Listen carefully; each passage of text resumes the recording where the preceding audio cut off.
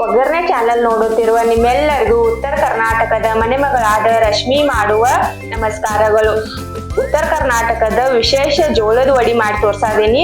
ಇದನ್ನ ಜೋಳದ ವಡಿ ಅಂತಾನೂ ಹೇಳ್ತಾರ, ತಾಲಿಪಟ್ಟ ಅಂತಾನೂ ಹೇಳ್ತಾರ, ದಪಾಟಿ ಅಂತಾನೂ ಕರೀತಾರ. ತುಂಬಾ ಚೆನ್ನಾಗಿರ್ತೈತಿ.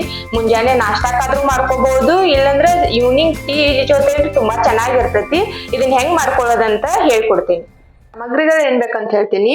2 ಕಪ್ ಜೋಳದ ಹಿಟ್ಟು ಬೇಕು, ಅರ್ಧ ಕಪ್ ಗೋಧಿ ಹಿಟ್ಟ, 1-2 ಸ್ಪೂನ್ ಆಗೋಟ್ ಕಡ್ಲಿ ಹಿಟ್ಟ, ಅರಿಶಿನ ಪುಡಿ ಒಂದ್ ಸ್ವಲ್ಪ, ಉಪ್ಪ, ಎಳ್ಳ, ಕೊತ್ತಂಬರಿ ಸೊಪ್ಪ, ಈರುಳ್ಳಿ ಹಸಿಮೆಣಸಿಕಾಯಿ, ಜೀರಿಗೆ, ಕೊತ್ತಂಬರಿ ಕಾಳ, ಅಜ್ವಾಯಿನ.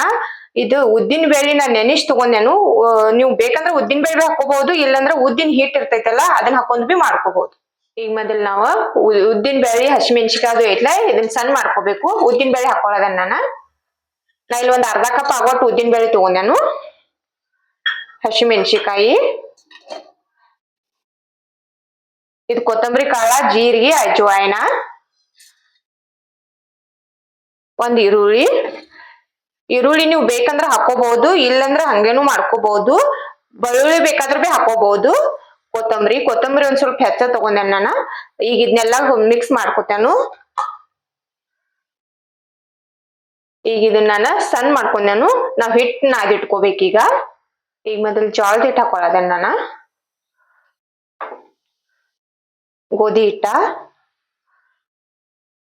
ಕಡ್ಲಿ ಹಿಟ್ಟ,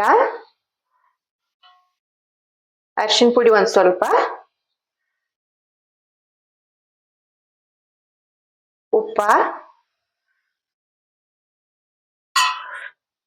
ಇದನ್ನೆಲ್ಲ ಒಂದ್ ಸ್ವಲ್ಪ ಕಲ್ಸ್ಕೋಬೇಕು.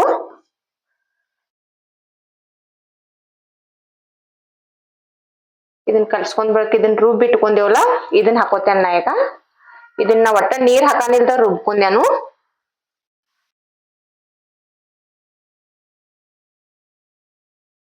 ಈಗ ರುಬ್ಬಿದ್ ಹಾಕೊಂಡೇನ್ ನಾನ. ಇದನ್ನ ಕಲ್ಸ್ಕೋಬೇಕು ನಾವ್ ಹಿಂಗ್ ಮೊದಲ. ನೀರ ಈಗ ಹಾಕೋಬಾರ್ದು, ಹಿಂದಿಂದ ಎಲ್ಲಾ ಕಲ್ಸ್ಕೊಂಡ್ ಬಳಿಕ ನೋಡಿ ಎಷ್ಟ್ ಬೇಕಟ್ ನೀರ ಹಾಕಿ ಕಲ್ಸ್ಕೋಬೇಕು ನಾವ.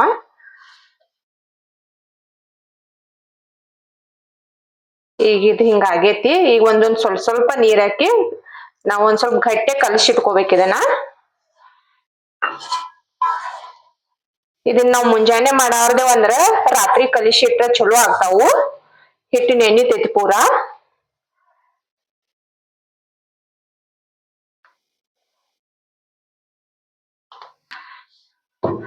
ಇದನ್ನ ಹಿಟ್ ನಾನ ತಣ್ಣೀರಾಗ ಕಲ್ಸ್ಕೊಂಡಾನು.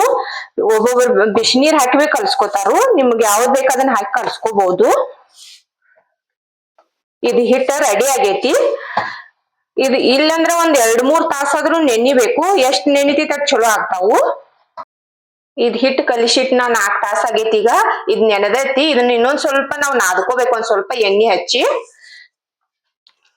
ಒಂದ್ ಚಲೋದಂಗ ನಾದ್ಕೋಬೇಕು.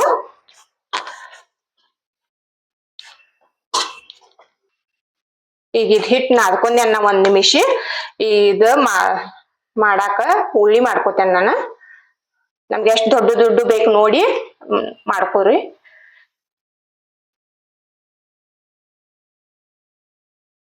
ನಾ ಉಳ್ಳಿ ಮಾಡಿ ಇಟ್ಕೊಂಡೇನು.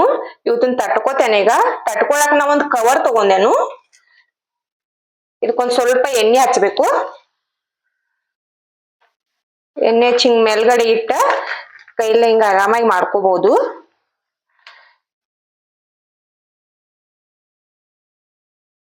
ಎಲ್ಲಾ ಸಾಮಾನ್ ಮನ್ಯಾಗ ಇರ್ತಾವು. ಜೋಳದ ಹಿಟ್ಟು ತಗೊಂಡ್ ಮಾಡ್ಕೋಬಹುದು ಇದನ್ನ.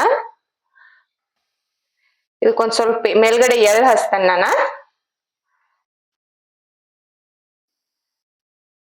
ಎಣ್ಣೆ ಕಾದೈತಿ. ಈಗ ಇದನ್ನ ಎಣ್ಣೆಯಾಗ ಹಾಕ್ತೇನೆ ನಾನ.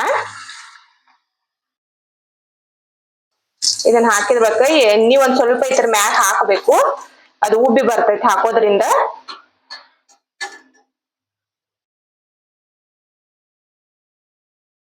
ಬೇರೆ ವಡೆ ಎಲ್ಲ ತುಂಬಾ ಎಣ್ಣೆ ಹೀರ್ತಾವು, ಆದ್ರೆ ಇದು ಎಣ್ಣೆ ಅಷ್ಟೊಂದು ಹೀರಂಗಿಲ್ಲ.